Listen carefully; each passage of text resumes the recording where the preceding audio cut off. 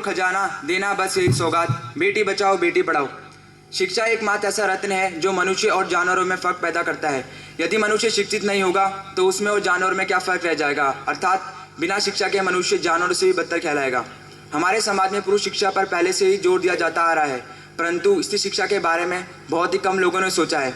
आज भी कई लोग यही सोचते हैं कि अगर वो लड़कियों को पढ़ाएंगे तो यह गलत है और उसको पढ़ाने से उनके घर में गृह क्लेश होगा, परंतु यह सोच बहुत गलत है। हमें लड़कियों और लड़कों के बीच में कभी भेदभाव नहीं करना चाहिए और वही फैसिलिटी, वही सुविधा लड़कियों को भी देनी चाहिए जो लड़कों के पास है।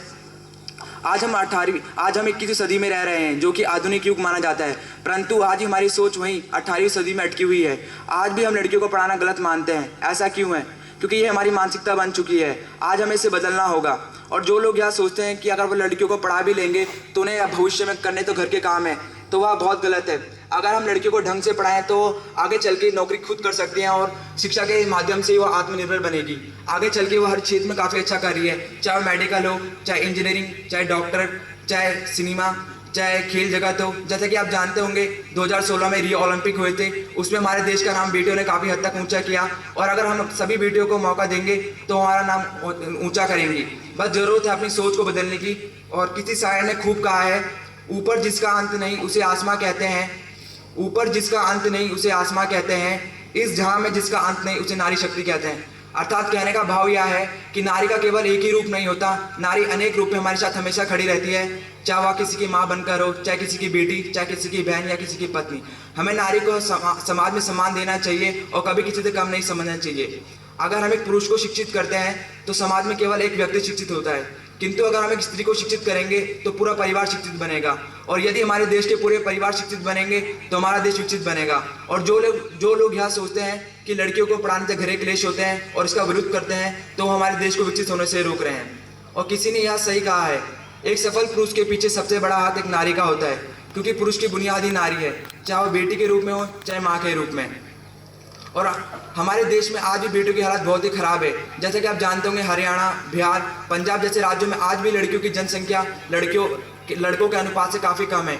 इसी बात को ध्यान में रखते हुए हमारे देश के प्रधानमंत्री माननीय श्री नरेंद्र मोदी जी ने बेटी बचाओ बेटी पढ़ाओ योजना का शुभारंभ किया। बेटी बचाओ बेटी पढ़ाओ योजना सन 2015 के जनवरी महीने में हरियाणा में शुरू की गई।